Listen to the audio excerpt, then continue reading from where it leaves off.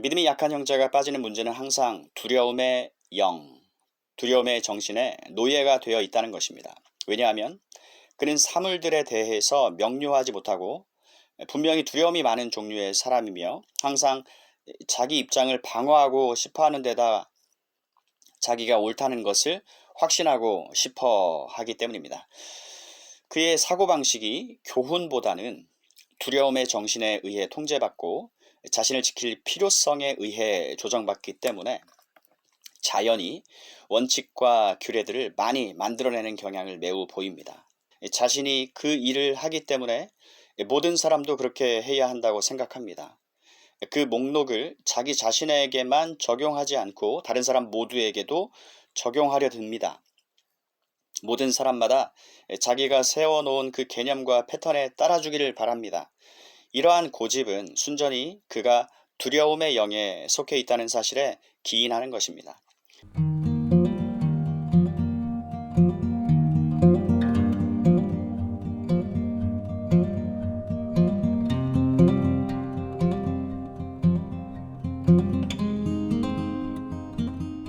믿음이 약한 형제의 경향성은 기독교 신앙을 이해하는데 연약하기 때문에 율법주의자가 되는 것입니다. 결국 이러한 문제들의 차원에서 다른 사람들의 입장과 다른 그리스도인들의 위치를 판단합니다. 바로 이런 것들만 가지고 말입니다. 사도가 다루고 있는 것은 바로 그것입니다. 이 논점의 중요성을 여러분에게 보여드리기 위해 몇 가지 병행 대목을 말씀드리겠습니다. 예를 들어 예루살렘 공회에 대한 사도행전 15장의 기록을 살펴봅시다. 바울과 바나바는 안디옥에서 예루살렘으로 올라가 이방인 그리스도인들에게 정확히 무엇을 요구해야 하는지에 대해 그 형제들과 사도들, 장로들과 예루살렘 교회와 함께 상의하게 되었습니다. 관리에 관한 논의만 있었던 것이 아니었습니다. 유대주의자들로 불리는 한 그룹의 사람들이 그리스도인이 된 이방인들도 유대교 전체 의식법 아래로 들어와야 한다 주장하였습니다. 이방인 그리스도인들도 그 모든 것을 받아들여야 한다는 것이죠. 그것이 논란의 대상이 되었습니다. 한동안 그에 대해 많은 논란이 있었고 그런 후에 베드로가 서서 말하게 되었다고 성경은 말합니다. 그는 하나님께서 친히 행하신 것을 그 공회가 생각하도록 하는 일부터 시작했습니다. 또 마음을 아시는 하나님이 우리에게와 같이 저희에게도 성령을 주어 증거하시고 믿음으로 저희 마음을 깨끗이 하사 저희나 우리나 분간치 아니하셨느니라. 사도행전 15장 8절 9절. 마음을 깨끗이 하사라는 말은 그저 하나님께서 이방인들로 하여금 능히 구원에 이르는 진리를 믿게 하시되 유대인들과 정확히 같은 방식으로 행하셨음을 뜻하는 것입니다. 그런 다음 베드로는 계속 이어서 말합니다. 그런데 지금 너희가 어찌하여 하나님을 시험하여 우리 조상과 우리도 능히 매지 못하던 멍에를 제자들의 목에 두려느냐. 우리가 저희와 동일하게 주 예수의 은혜로 구원받는 줄을 믿노라 하니라. 10절 11절. 자, 저는 거듭 말씀드립니다. 이 유대주의자들은 유대율법 아래 자신을 놓지 않은 사람은 진정한 그리스도인이라고 말해서는 안 된다고 고집 부리고 있었습니다. 그들은 말했습니다. 아, 그래요. 예수 그리스도를 믿는 믿음을 가져야 합니다. 하지만 그것만으로는 충분치 못합니다. 이 다른 법칙들도 취해야 합니다. 그러나 공회원들은 그것이 순전히 율법주의라고 말했습니다. 그래서 그들은 저 위대하고 유명한 결정에 이르게 되었습니다. 그 결정은 야고보를 통해서 주어졌습니다. 다만 우상의 더러운 것과 음행과 목매어 죽인 것과 피를 멀리하라 고 편지하는 것이 가하니. 사도행전 15장 20절. 그것이 전부였습니다. 저는 그 문제로 지금 들어가고 싶지만 그래서는 안 됩니다. 어떤 이는 그 결정 자체는 하나의 타입이 아닐까라고 말할지 모릅니다. 그러나 결코 그렇지 않습니다. 공회는 원리를 설정하였고요. 그 원리는 이방인 회심자가 꼭 유대인이 될 필요는 없다는 것이었습니다.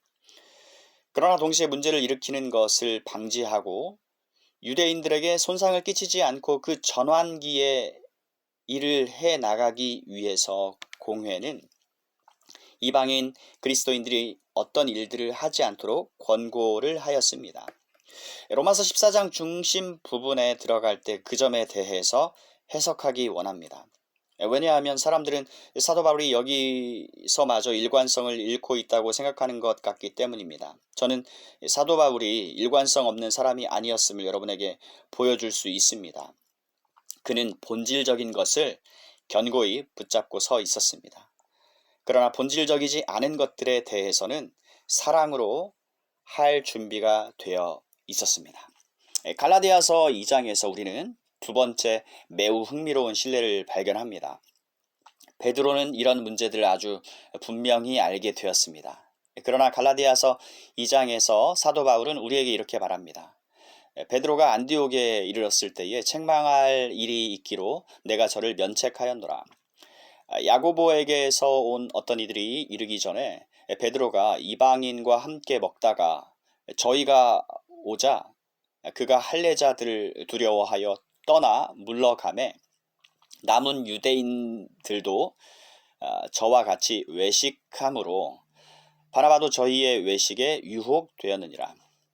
그러므로 나는 저희가 복음의 진리를 따라 바로 행하지 아니함을 보고 모든 자 앞에서 베드로에게 당신이 유대인으로서 이방을 좇고 유대인답게 살지 않으면서 어찌하여 억지로 이방인을 유대인답게 살게 하려느냐 하였노라. 갈라디아서 2장 11절 이하 14절. 자, 그것은 사실상 정확히 같은 이슈입니다. 갈라디아에 들어온 이 이단은 주 예수 그리스도를 믿는 것만으로는 충분치 못하다고 말했습니다. 믿음으로 말미암아서만 의롭다 하심을 받는 것만으로는 충분치 못하다. 거기에 무엇인가를 덧붙여야 한다. 야고보에게서 온 어떤 이들이 베드로까지도 금방 설득하여 전에 유대인이었다가 그리스도인이 된 사람으로서 전에 이방인이었다가 그리스도인이 된 사람들과 함께 먹는 것은 잘못되었다고 믿게 만들었습니다. 바울은 베드로가 그렇게 함으로써 무의식 중에 복음의 핵심 자체를 부정하고 있음을 매우 선명히 보여줍니다. 그 때문에 바울은 베드로를 공중 앞에서 면박하지 않을 수 없었습니다. 비록 베드로가 사도이긴 했지만 말입니다. 바울은 기독교 신앙의 본질 자체를 위해 싸우고 있었습니다. 그러므로 그는 계속해서 말합니다. 그리스도께서 우리로 자유케 하려고 자유를 주셨으니 그러므로 굳세게 서서 다시는 종의 멍에를 매지 말라. 갈라디아서 5장 1절. 그런 다음 골로새서 2장에 보면 같은 가르침이 나옵니다. 사도는 이렇게 말합니다. 그러므로 먹고 마시는 것과 절기나 월삭이나 안식일을 인하여 누구든지 너희를 편론하지 못하게 하라. 이것들은 장래일의 그림자이나 몸은 그리스도의 것이니라. 누구든지 일부러 겸손함과 천사 숭배함을 인하여 너희의 상을 빼앗지 못하게 하라. 저가 그 본 것을 의지하여 그 육체의 마음을 조차 헛되이 과장하고 머리를 붙들지 아니하는지라. 온 몸이 머리로 말미암아 마디와 힘줄로 공급함을 얻고 연합하여 하나님이 자라게 하심으로 자라느니라. 너희가 세상의 초등 학문에서 그리스도와 함께 죽었거든 어찌하여 세상에 사는 것과 같이 의문에 순종하느냐. 곧 붙잡지도 말고 맛보지도 말고 만지지도 말라 하는 것이니 사람의 명과 가르침을 좇느냐. 이런 것들은 자의적인 숭배와 겸손과 몸을 괴롭게 하는데 지혜 있는 모양이나 오직 육체 좇는 것을 금하는 데는 유익이 조금도 없느니라. 골로새서 2장 16절 이하 23절 말씀입니다. 그는 이 모든 주변적인 것들을 다 합하여 그 본질에 놓고 있다라는 의미로 너희가 세상의 초등학문에서 그리스도와 함께 죽었거든 말씀하는 거지요. 자의적 숭배와 겸손과 몸을 괴롭게 하는데 라는 말을 주목하십시오. 바울은 말하기를 이에 관련된 바 먹고 마시고 무엇을 하느냐를 가르치는 체계는 복음을 부정하는 것이다 라고 합니다. 그리스도인으로서 자신들이 받은 자유를 박탈당하고 있는 것입니다. 그리고 그것은 여기 로마서 14장에서 사도가 염두에 두고 있는 요점입니다. 그러니 우리는 이제 이 모든 것이 오늘날 우리에게 어떤 연관을 가지는지 살펴봅시다. 그래서 어떤 사람이 좋습니다. 그것 다 옳은 얘기예요. 1세기에 그러한 난제들이 존재했습니다. 그러나 그런 것들은 오늘날의 우리와는 상관없죠. 라고 생각하지 못하게 합시다. 그러한 난제들은 오늘날 우리와도 연관이 있습니다. 저는 어떻게 해석하는지를 말씀드리겠습니다. 예를 들어 금요일에 고기를 먹어서는 안 된다는 규칙을 생각해 봅시다. 그것은 사람이 만들어내는 것입니다. 성경에는 전혀 없는 것이죠. 그것은 로마 가톨릭 교회 전체 체계의 한 신뢰에 지나지 않습니다. 무엇을 할 것이며 또 무엇을 해서는 안 되는지를 사람들에게 말함으로써 들여온 규칙, 규례들이죠. 사순절 뒤에 자리 잡고 있는 개념은 바로 우리가 여기서 다루고 있는 바로 그 논점입니다. 자, 로마 가톨릭 교도들은 이러한 규례들이 선하고 도움을 줄 수 있다고 제안하고 있는 정도가 아닙니다. 더 나아가 문제는 그것들을 의무로 부과한다는 것입니다. 그러한 규칙들을 지키지 않는 사람들을 보고 그리스도의 제자 정신이 모자란 사람으로 평가한다면 그렇게 평가하는 그들은 사도가 여기서 다루고 있는 범주 속으로 떨어져 버린 셈입니다. 그리고 그것은 로마 가톨릭주의만이 아니라 앵글로 가톨릭, 영국 하이처치에도 해당되며 또 오늘날 대단히 많은 유사 로마 가톨릭주의 또는 로마 가톨릭주의를 모방한 모든 다른 종류의 체계가 다 그에 해당되는 것이 사실입니다. 그러나 교회 안에서 로마 가톨릭의 이러한 전통들에 서명하지 않은 우리는 죄 없다고 생각지 맙시다. 복음주의를 지금 일컫는 것이죠. 제 개인적으로 서슴없이 말씀드리고 싶은 것은 절제운동을 기독교 교훈의 일부로 제시했을 때 그 운동 역시 정확히 동일한 오류에 빠져들었다는 점입니다. 바로 그 때문에 저는 교회 주체로 열리는 절제운동을 위한 집회에 강사로 나선 적이 없습니다. 이 운동은 1830년대에 나타났고 기독교 설교자들을 통해서 추앙받기 시작했습니다. 절제를 위한 설교, 술을 마시지 말라는 설교, 그 다음에 금연이나 다른 어떤 것들을 위한 설교, 그 다음에 극장에 가지 말라, 텔레비전을 보지 말라 등등이 있었고 이러한 것이 말하자면 어떤 설교의 주요 테마가 되고 있습니다. 제게 있어서 그런 식으로 설교하는 사람은 정확히 로마서 14장에 언급되는 오류를 범하고 있습니다. 저는 그 이유를 말씀드릴 것입니다. 지금 저는 어떤 운동이나 어떤 공예든지 자신의 규칙들과 규례들을 세울 완전한 권리를 갖고 있다고 생각하는 것을 분명히 해두고 싶습니다. 여러분이 어떤 공예나 어떤 그룹 또는 어떤 운동이나 어떤 제도에 가입하게 되면 그러한 규례들을 존중할 의무를 갖게 됩니다. 만일 그러한 규례들에 찬동하지 않으면 그곳에 속해서는 안 됩니다. 그러나 만일 이러한 규칙들을 제자들이 본질적인 요소로 삼는다든지 그것들이 기독교 신앙의 본질적인 부분이라고 어떤 방식으로든 암시한다면 그런 것을 암시하는 사람들은 바울이 정죄한 그 범죄에 떨어지고 마는 것입니다. 그것은 율법주의입니다. 제가 이 시점에서 어떤 결론을 진술하고 있지 않다는 것을 기억하라고 다시 한번 여러분에게 호소하는 것 외에 다른 말을 더 안 하겠습니다. 다만 저는 여러분 앞에 그 문제를 제시함으로써 사도가 여기서 말하고 있는 것이 무엇인지 알도록 할 뿐입니다. 여러분이 이러한 규례들을 만들기 시작하는 순간 율법주의를 들여오는 위험에 처하는 것입니다.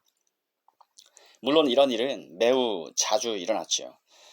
저 자신은 율법주의적인 분위기 속에서 자라났습니다. 제가 어릴 때 기독교에 대해서 가졌던 인상은 그리스도인은 어떤 무엇인가를 하지 않는 사람이라는 것이었습니다. 술을 마시지 않고 담배를 피우지 않고 세상 사람들이 행하는 다른 일들을 하지 않는 사람이라는 식 말입니다. 그리고 그런 자세가 초래하는 불가피한 결과는 그런 것들을 행하는 사람을 보면 저 사람은 그리스도인일 리가 없어 라고 말하게 되는 것입니다. 이러한 규칙들이 어떤 그리스도인을 평가하는 표준이 되어 버린 것입니다. 여러분이 이런 입장에 처한 것이 여러분은 이런 입장에 처한 것이 잘못되었다는 것을 아시겠습니까? 그것은 율법으로 다시 되돌아가는 것입니다. 믿음으로 말미암아서만 의롭다 하심을 받는 입장에서 물러선 셈입니다. 바울이 갈라디아서 5장 4절에서 너희가 은혜에서 떨어진 자로다 하고 표현한 바와 같이 말입니다. 물론 그 억구는 자주 오해받습니다. 바울은 거듭난 사람이 죄에 떨어질 수 있으며 다시 거듭나지 않은 상태로 들어갔다가 다시 거듭나는 상태로 오고 또다시 거기서 떨어진다는 식의 관점을 가리키는 것이 아닙니다. 그는 그런 관점 근처에도 가지 않았습니다. 그가 지적하는 것은 다만 구원이 오로지 믿음으로 말미암아 전적으로 은혜에 속한다. 구원이 오로지 믿음으로 말미암아 전적으로 은혜에 속한다고 가르치는 입장에서 떠나 있다는 점입니다. 로마 그리스도인들에게 일어났던 일이 바로 그 일입니다. 그래서 바울은 그 점에 관심을 가지고 있는 것입니다. 바울은 이렇게 말하고 있습니다. 이러한 것을 먹느냐 먹지 않느냐로 자기 형제를 판단하면 은혜의 입장을 떠난 것이다. 떠난 셈이다. 믿음으로 말미암아서만 의롭다 하심을 받는다는 교리를 부인하는 것이다. 왜냐하면 사람들이 무엇을 하느냐 하지 않느냐가 그리스도인인가 아닌가의 여부를 결정한다고 말하는 셈이 되기 때문이다. 자, 우리는 이런 일들을 해서는 안 됩니다.